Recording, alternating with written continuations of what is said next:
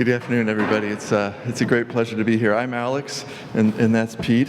And if you're wondering how two of us are going to give a presentation, I'll talk first, and then he'll clean up afterwards by taking the questions that come up.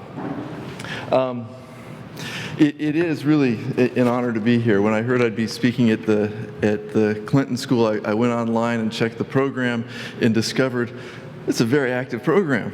and I congratulate Skip and Nikolai for that. And then I clicked a few of the videos and thought, man, these people do really well. So it was a bit intimidating, and I hope you'll be patient with me. I do want to thank the Clinton School. I want to thank Heifer. I also want to thank Elanco Animal Health. There are a few people from Elanco Animal Health here, and it was Elanco that actually funded the work that Pete and I were able to do. We're here to talk about poverty and food insecurity, about transfers or gifts of livestock as a way of addressing poverty, and about our particular efforts to untangle whether and how those kinds of transfers or gifts work. Now, poverty and hunger are issues that motivate Pete and they motivate me in a lot of our academic work. They're issues that motivate a lot of people just down the path there at Heifer. This work was possible because Heifer was willing to let us use them as an experiment. And that was a really brave act on their part, for which they deserve a lot of credit. It was also possible because Elanco Animal Health, a company that has made a large commitment to supporting livestock transfers into poor countries, was willing to invest some of their money in finding out if those transfers really helped. So thanks to Heifer, thanks to Elanco. One thing to realize is that this is a partnership that's rare between an NGO, a private company, and a university, and I hope after the evening's done, you'll think it might have been valuable. It was a brave act, I said, for Heifer to cooperate with us, because an alternative title for this talk could have been, is that really an important catalog at all? Do livestock transfers really help poor people? Or more broadly, is livestock development really a good path for poor people in poor countries? Because if we're giving gifts of livestock, we're moving a community or a region down a particular path related to livestock. And is that really the best path to choose? So in the next 30 minutes or so, I want to talk to you first to make the case for caring about hunger and poverty in the world, briefly. And second, I want to frame the problem of poverty in terms of poverty traps, conditions that make it very difficult or impossible for people to work themselves out of poverty. And then I want to present evidence about whether or not gifts of livestock can be considered a mechanism for getting people out of poverty traps, at least in the Copperbelt region of Zambia. Okay, so why care? The world has actually made a tremendous amount of progress in reducing extreme poverty and hunger. I'll get to this figure in a minute, but here's a number for you. In 1990, just about 40% of the world's population lived on less than the equivalent of what you can buy for $1.90 a day. 40% of the world lived in that kind of extreme poverty that their daily expenditures were equivalent to what you can buy for $1.90. Today, roughly 10% of the world lives in that kind of deprivation. Okay. That is incredible progress. And I think sometimes we forget that because we justifiably focus on the 10% that are suffering. But the fact of that progress is remarkable, most of it due to changes in China and India. But we've seen improvements all around the world. Now, most involuntary hunger is traced to poverty. People are hungry generally because they're too poor to get food. So the reduction in extreme poverty has brought a reduction in hunger. And this picture is a plot of the UN FAO, Food and Agricultural Organization's estimates of the number of people and the percentage of the population of developing countries suffering from food insecurity, the percentage of people that don't have access to it, or the number of people who don't have access to enough calories to be healthy. And since 1990, what we've seen is a decline in about 200 million in the number of people who are hungry. 200 million fewer people hungry today than in 1990. The downside is we still have 750 million people, roughly, living on less than $1.90 a day, and 800 million people living with chronic, debilitating hunger. Twice that many people, by the way, not getting enough nutritious food to be healthy. So the 800 million not getting enough to fill their bellies, another 800 million getting enough to fill their bellies, but not enough to be healthy. So we continue to live in a world where hundreds of millions of people suffer from lack of sufficient, safe, nutritious food, and it's really people, right? The numbers don't show it, but it's people. Like this family captured by the photographer Peter Minsel in Chad with a week's groceries in front of them. So the family's food for a week sitting in front of them there, and you can see it's not what many people would consider adequate in terms of quantity or in terms of quality. The sight of this kind of deprivation might be enough to motivate a humanitarian response, that we need to do something about poverty and hunger in the world because this is just unacceptable. If it doesn't motivate that in everyone, because it's hard to care about things a long, long ways away, that's the reality, there's an economic argument as well.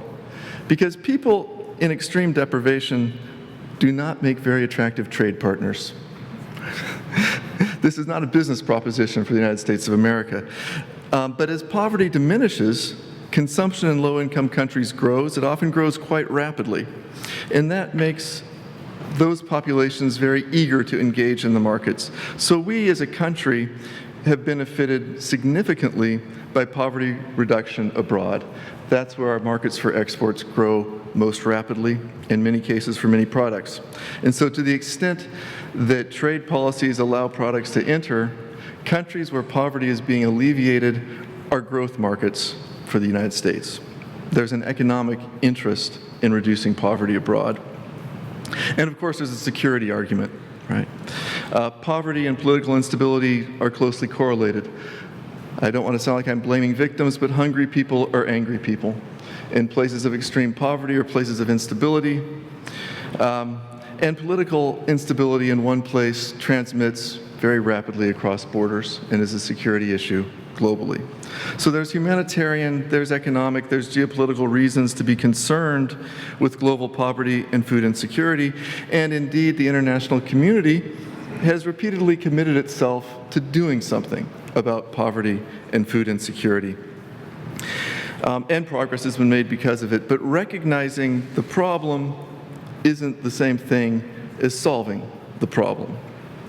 And so to think about addressing the problem of poverty and hunger, it's useful to step back a minute and think about what keeps people poor, what keeps people in extreme poverty.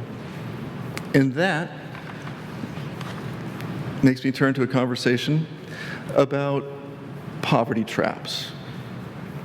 So persistent poverty and hunger can be blamed on a lot of things. But most explanations get down to the issue, at some level, of a poverty trap. That is some kind of a trap in which people are too poor to work themselves out of it without help. So while you can think about some people lifting themselves up by their own bootstraps, right? Other people don't have shoes, like the folks in this picture. Right? And you just can't lift yourself up by your bootstraps if you're barefoot. Right? So the idea of a poverty trap is that if people are poor because they don't have enough productive resources to combine with their own efforts to work themselves out of poverty, then a gift or a loan of some resource might enable them to work themselves out of deprivation. Now, the context also matters.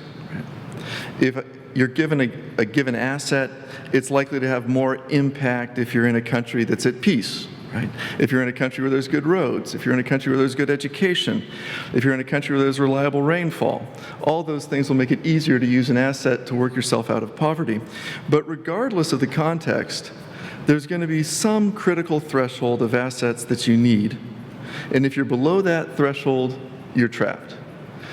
In some cases, that threshold might be high, and you need more private assets to work yourself out of poverty. Regardless of what that threshold is, if you believe it exists, then a transfer of assets, a gift that puts you above that threshold, can put you on a path to self-sufficiency, can put you on a path to prosperity. Then the question is, if you believe me so far, what kind of a gift? What kind of an asset do you want to transfer? Now, the purpose of the gift is to enable someone to work out with themselves out of poverty, so it needs to be a productive asset, a productive item, not a consumption good. Right? So you might need food to consume if you're literally starving, but if you want to work yourself out of poverty permanently, you need something that's productive, not a t-shirt. So what kind of productive asset then? Now, in the first instance, you want to transfer an asset that actually has the potential to be productive. You want to transfer something that people really can use. It has to be appropriate to the environment. It has to be appropriate to the market context. It has to be appropriate to people's preferences and their abilities. And there is, of course, a very long and unfortunate history of development assistance delivering white elephants, spending a lot of money delivering things that simply don't work. They offer little assistance to the poor. They might even get in the way. In practice, it can be very difficult, actually, to identify an asset that can be transferred in isolation of everything else and enable people to become remarkably more productive. In reality, it's often the case that you need to have an asset plus something else. You need to have an asset plus additional training. You need to have an asset plus coordination and cooperation and organization. So that means that if we're going to give a gift that's supposed to transform people's lives, we probably have to give a gift plus other stuff. The cost of that's going to be more than the cost of the gift. Effective asset transfers tend to be parts of multifaceted interventions that combine that with other things so a person can actually use it. Okay, so we want to transfer something that's going to be productive, and that means we probably also have to combine that with other kinds of assistance. Ideally, we'd like to transfer something that has benefits beyond the individual that receives it. So I might give an asset to someone, and their possessing that can have positive or negative effects on other people. So you give me a cow, that hypothetical cow, or the hypothetical goat, works both ways. I might hire my neighbor to take care of the goat. I'm better off, I've got a goat. She's better off, she's got a job. There's a positive spillover. On the other hand, I might not watch my goat very carefully. It might get into my neighbor's garden. It might eat my neighbor's crops. It might contaminate my neighbor's water. I've had a negative spillover. Clearly, we want to have positive spillover effects and not negative ones. And then a third thing would be nice if we could do with these assets. It would be nice to transfer assets that reinforce somehow less tangible things that we know are important. For example, there's a lot of evidence out there that households move out of hunger and poverty faster if women have more influence over decisions. If women are more empowered to make decisions, they tend to make decisions in the interests of their children and the interests of the health of the home, and households tend to get more food insecure, more food secure faster.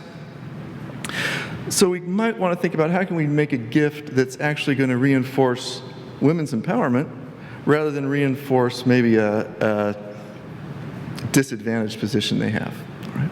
So we'd like to think about a transfer that's going to move people above a poverty threshold, an asset threshold, that's going to be productive, that's going to have positive spillovers on other people in the community, and it's going to reinforce some positive intangibles that might be women's empowerment, it might be cooperation in the community, but we can think of lots of these intangibles. Okay, these days, asset transfers have gotten a lot of attention. And there's been actually a lot of discussion about different assets you could transfer. And the most simple might be cash. Just give cash. If we transfer an asset that's financial, that's just money, you can be you're essentially having confidence that the people who receive it know how to use it. A cash gift is rarely a white elephant, right? It has that advantage. It has an advantage of low overhead. It doesn't cost much to give somebody cash. You think about picking Christmas presents. But it carries a lot of uncertainty. Uncertainty about how well it'll be used, uncertainty about what the outcomes will be, uncertainty about what spillovers would occur. You can cut some of that uncertainty by having a conditional cash gift.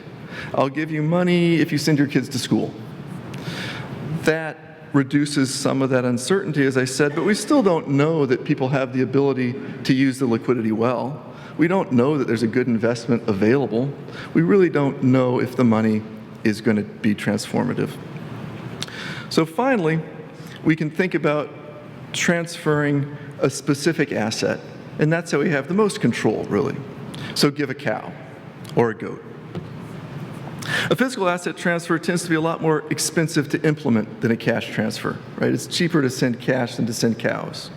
It's hard to transfer livestock compared to money, but if you know how people are going to use the asset, if I know the asset's a cow or a goat, I know what training to give with it, right? I know what complementary support might be necessary. So the physical asset can be part of a multifaceted intervention.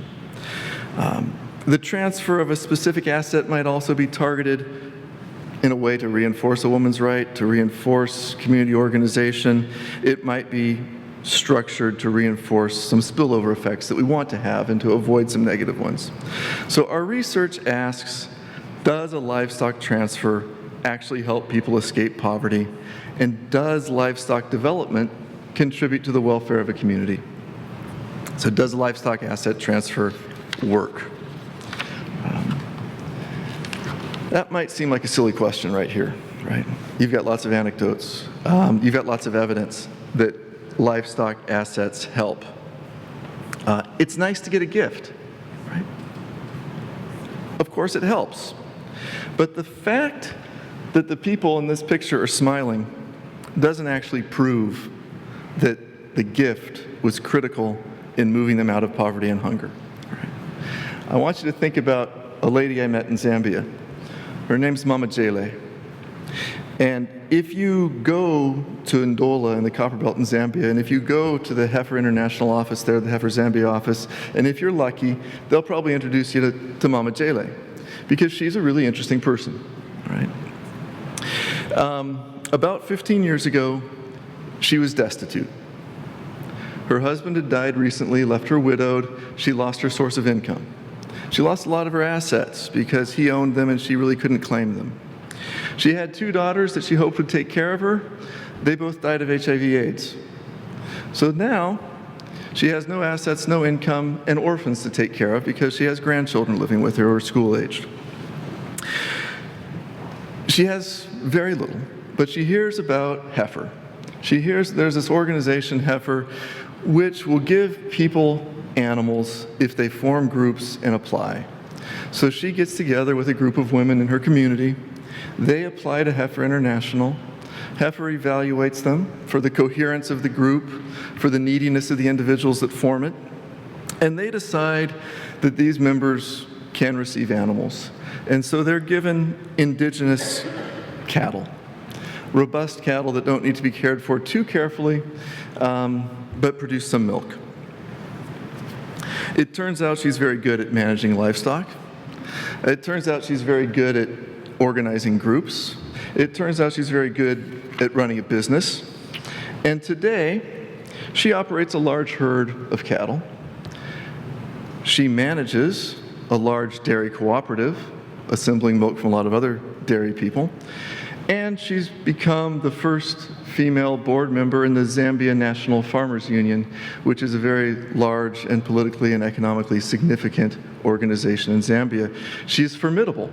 She's a force, a national level force, and she credits that transformation from being destitute to being a powerful woman in the country to Heifer.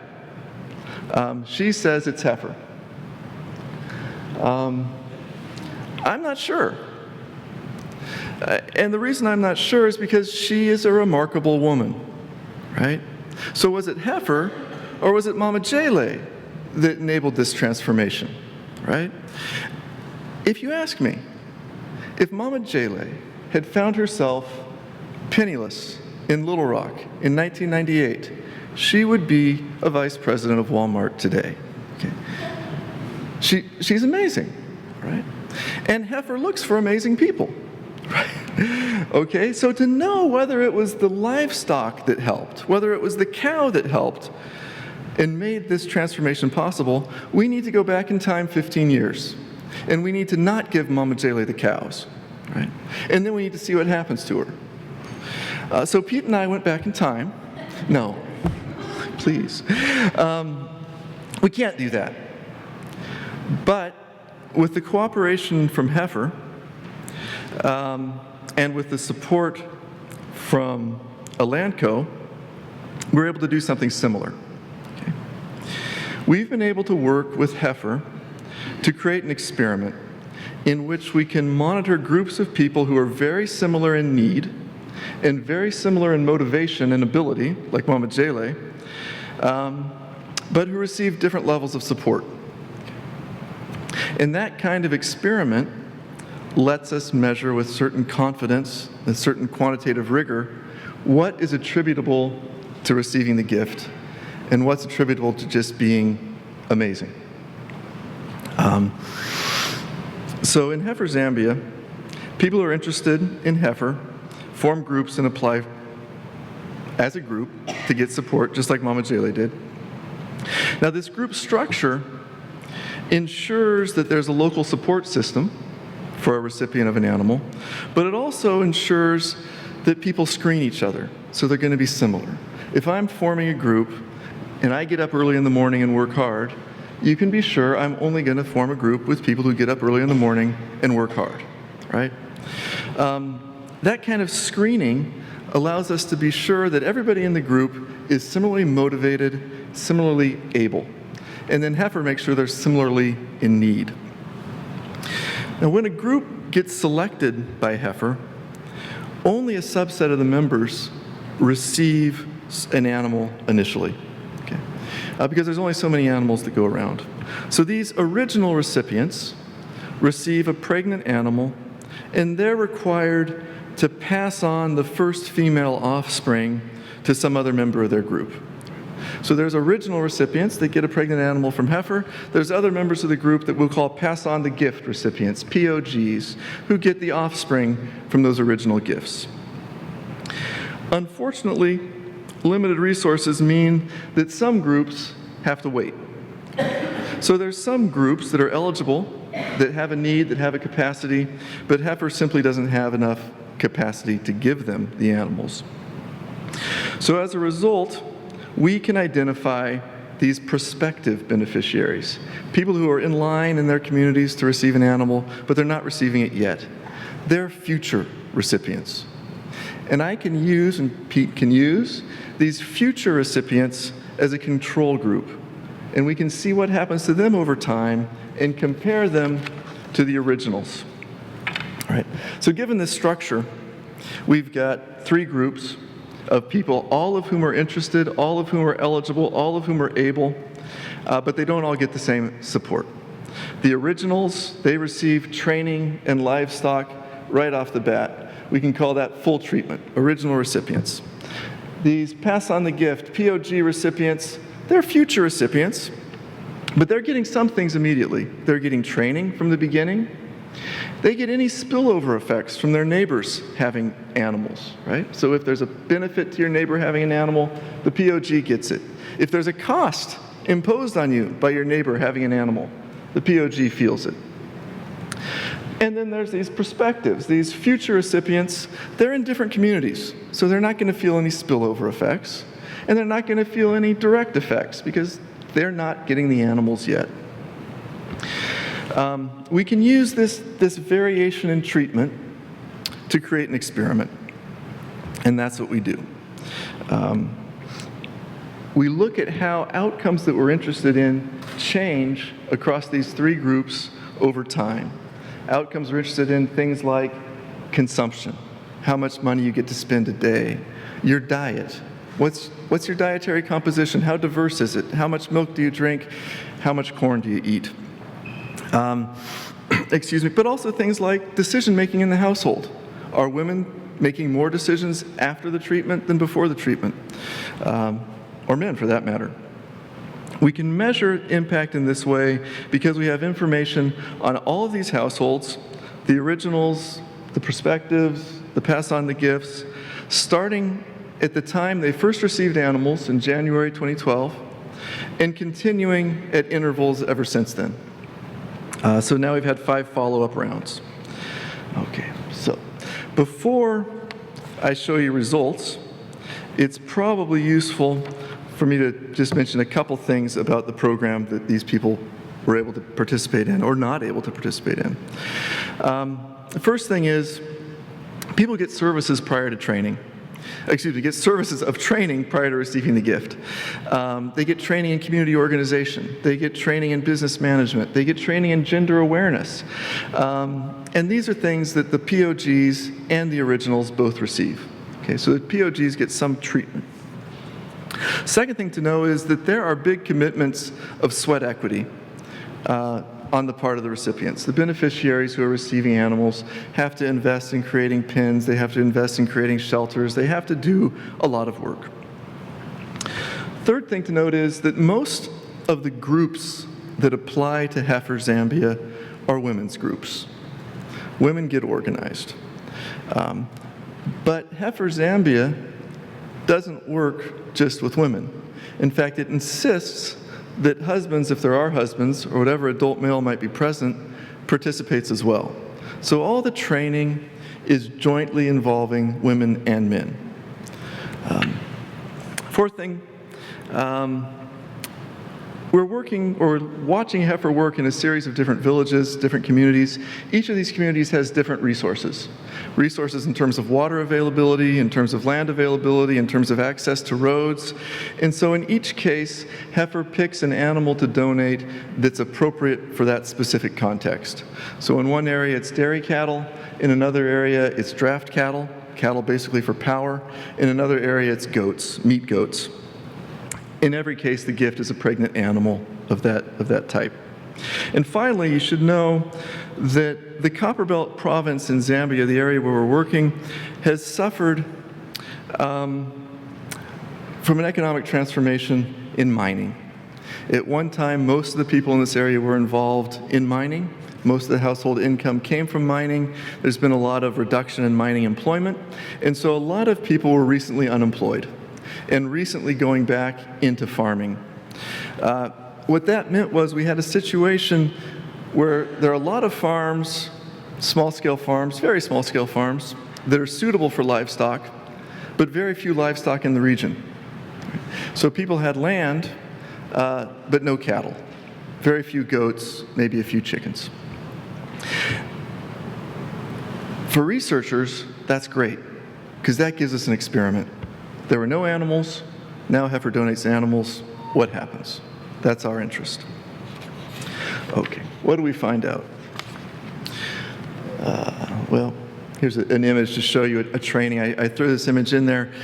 In the front of that shelter is Jondos Sikalangwe, who's a trainer from Heifer.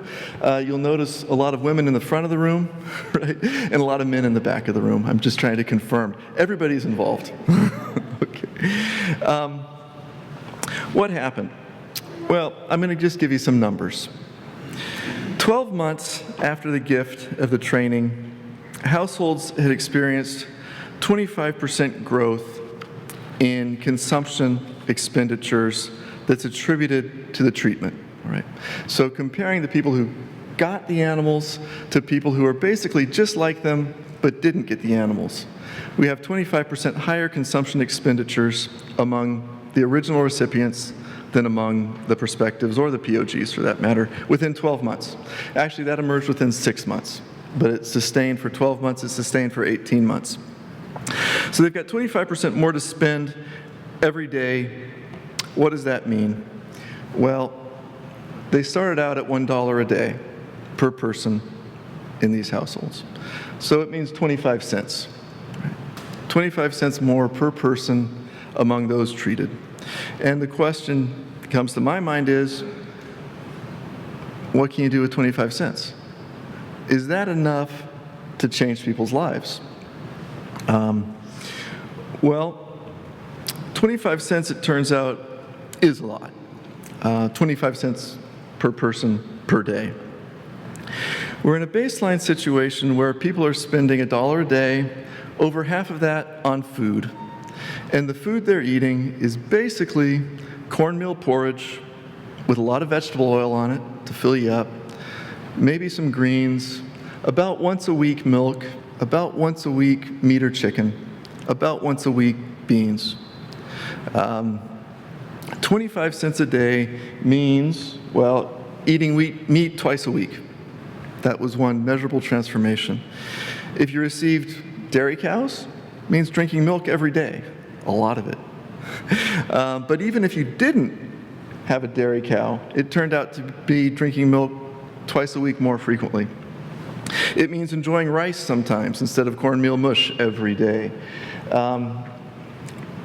It meant a visible, a marked, and a nutritionally significant change in diets.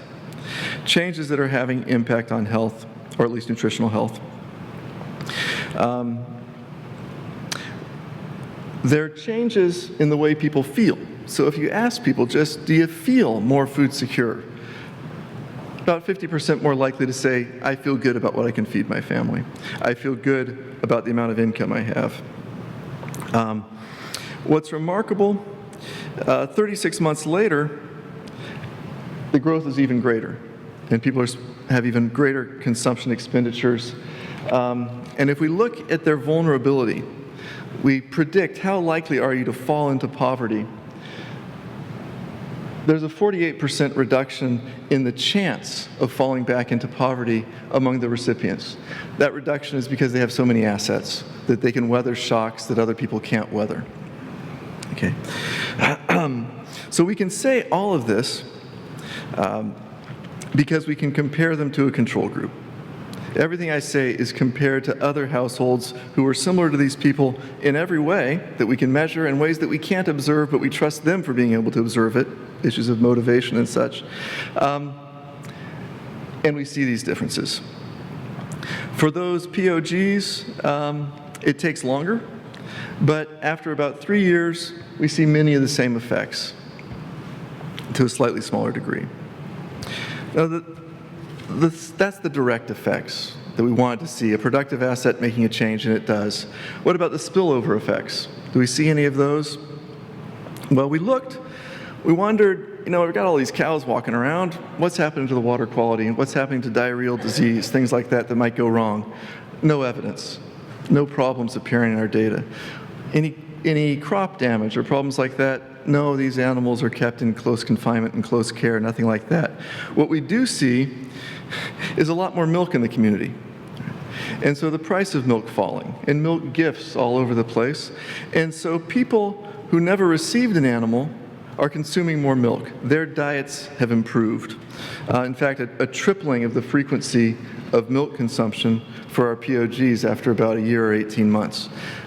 That's a positive spillover, and that's signaling that this gift has changed the food environment. It didn't just benefit the individual that received it, it's changed the local food market in ways that make food more accessible for everyone. That is something that a physical gift can do that a cash gift could never do. Right? Now, another outcome we were interested in was this issue of empowerment. A specific goal of a lot of development interventions is to empower women. on the grounds that women tend to manage resources in a way that's good for the household. And that's not because men are bad. That's because women are often the ones making those decisions. A woman is responsible for a lot of the nurturing. And so if she has more power over decisions, those nurturing decisions tend to be better. One way to make this measurable is to ask, how many decisions did a woman make?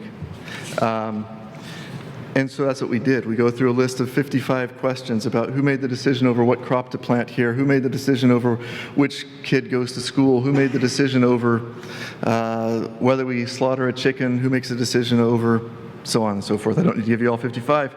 And we see something pretty interesting. Our findings show that there is a change in decision-making. There's no change in decision-making among the perspectives. There's basically the same person making the same decisions 3 years later.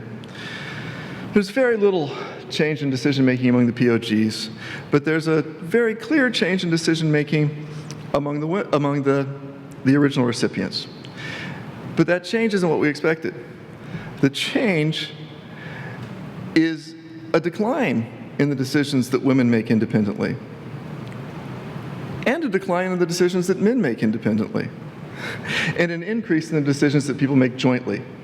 So there's a clear shift from separate decision-making to joint decision-making. And if you think that people working together make better decisions, that's a pretty good sign. If you just add up the decisions that women have some voice in, right? So either made on their own or made jointly with their husband, their sphere of influence has grown. And we can see that women have a voice in about 10% more decisions than they did prior to the treatment. So there is this empowerment, but it's not just women's empowerment, it's everybody's empowerment, right? Men are involved in more decisions, women are involved in more decisions. Women do have voice over things they didn't have voice on before. Okay. So I do want to leave most of this for discussion, and I hope there will be discussion with Pete as well. But I want to turn to some conclusions. The question we wanted to ask, the question of this topic was, can the gift of a cow really change a life? And the answer is, it was given before I even started talking, yes. And a goat. Research shows that receiving a livestock donation in the context of training and community building can put people onto a new trajectory, right? And we know that not because people have passionate anecdotes like Mama Jele. We know it because we can compare their outcome to equally deserving and equally able people that didn't get the assistance and didn't move out of poverty. More than that, we know and can say that a livestock transfer or an expansion of livestock in communities that didn't have animals before can change the food economy in ways that benefit the entire community, in ways that are particularly beneficial for children who previously weren't getting sufficient nutrition. Now, one uncomfortable thing about this study is the reason I can say these things so boldly is because some people didn't get to benefit. Some people who were equally deserving and able and had the same potential to benefit didn't. And I get to say I've got a control group and can do a controlled experiment. If you're troubled by that, I'm happy to say half of the perspectives, one of the two prospective communities, is now receiving support from Heifer. Right? There is a rollout, right? They patiently answered our question for years. They are seeing benefits now as well. Now, the results I shared here, and I need to caution a bit, they're from one community in one region. Right? And you can be questioning, will it work everywhere? And no, it won't work everywhere. But it'll work in a lot of places because the Copperbelt of Zambia isn't that unique. It's similar to a lot of rural Africa, and so we're very confident that these results are generalizable, that these results aren't something that exists only in one county. A second thing that I need to put out as a caution or maybe a motivation. We can document very clearly that this worked, but it was costly. The animal gift is expensive. The support services that go with it to make it work are significant. These are very high-touch programs. The impacts are large, the impacts are sustained, the impacts are growing, the impacts are meaningful, but they don't come cheaply or easily. Rather, they are the result of a significant donor contribution and really significant expertise of the Heifer staff. But with that expertise and with those resources, it's very clear that people can be moved onto a trajectory out of a poverty trap. And with that, I'll ask Pete to join me, and we can move on to some discussion, I hope.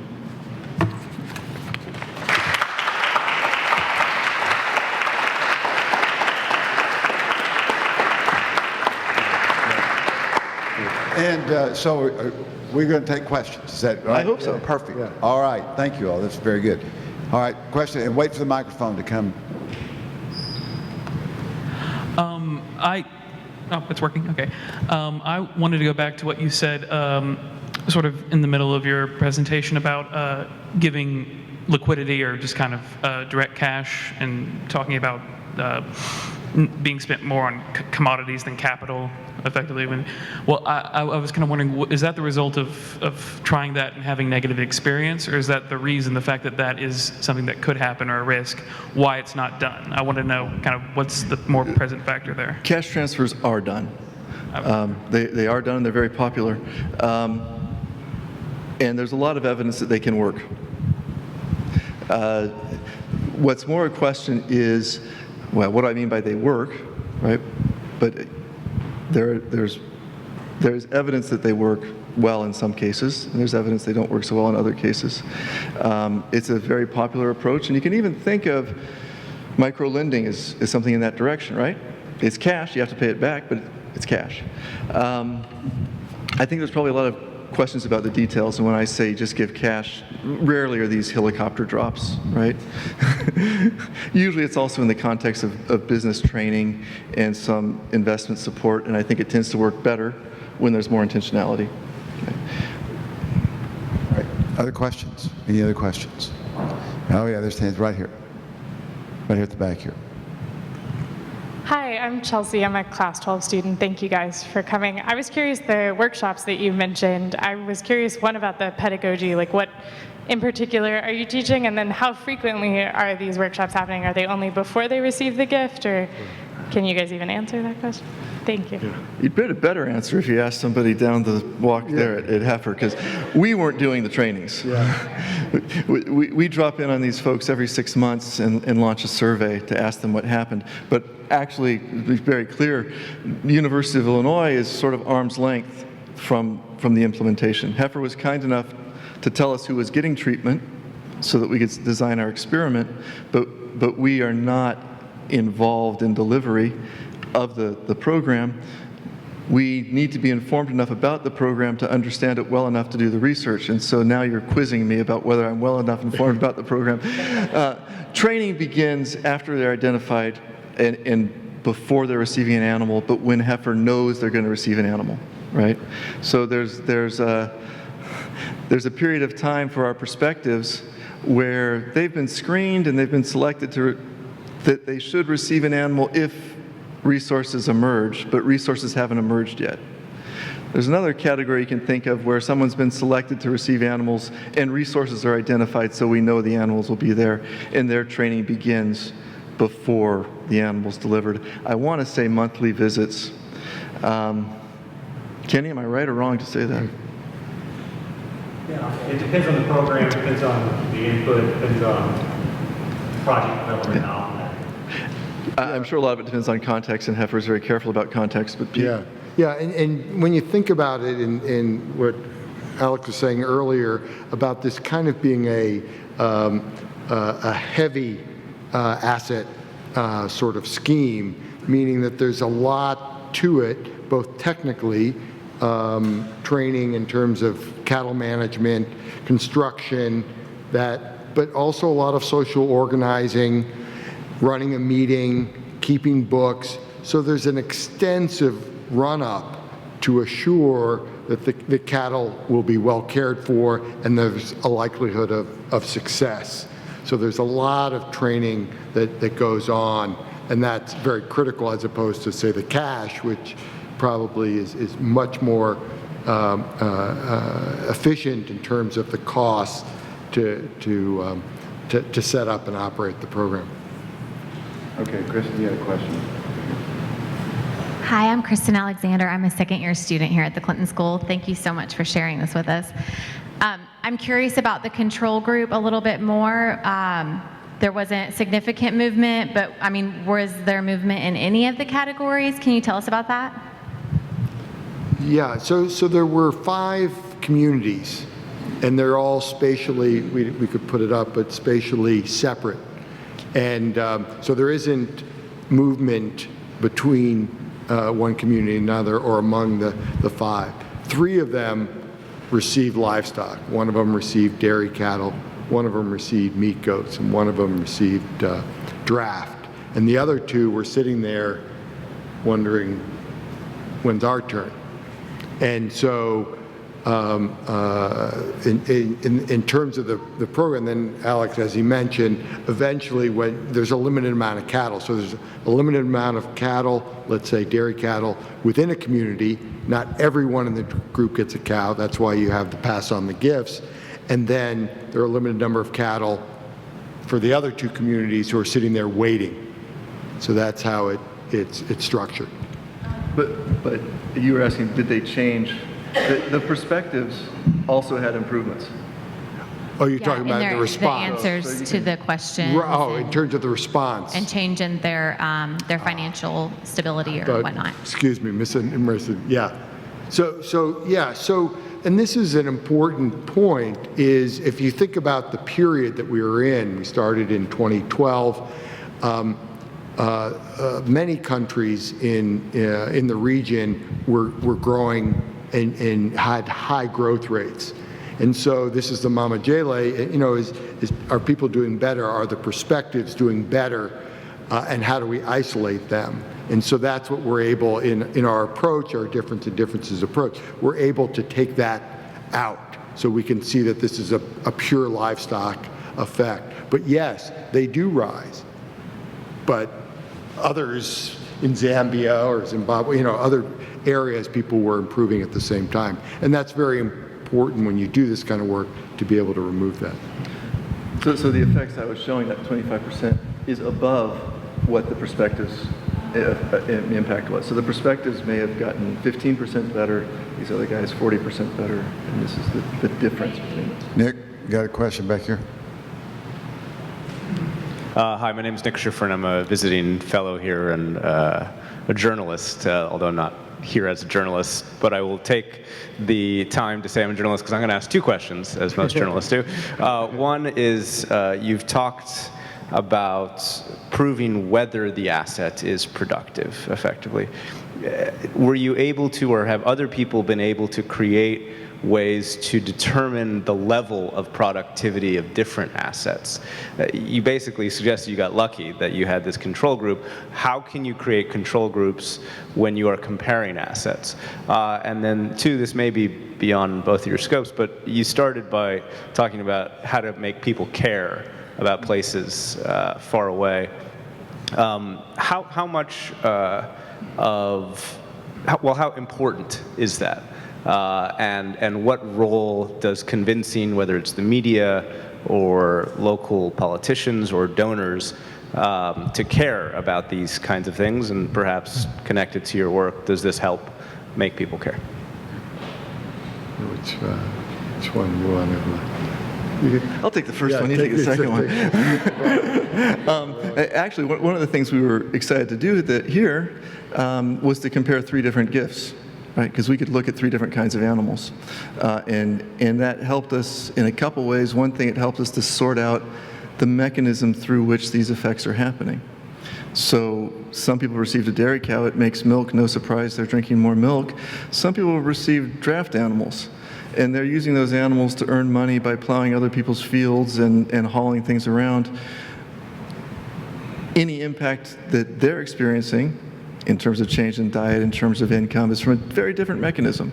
And so we can see that working, and in fact, they're also eating better, but turns out they're spending a lot more money on clothes, right? So we can identify different impacts through different assets in that way. I would love to, in fact, I asked a sponsor to allow us to give some people cash and have a fourth treatment, if you will, and measure the impact. Nobody cared enough. So that's what we'd like to motivate people. Maybe they cared enough, they didn't think it was that good an idea.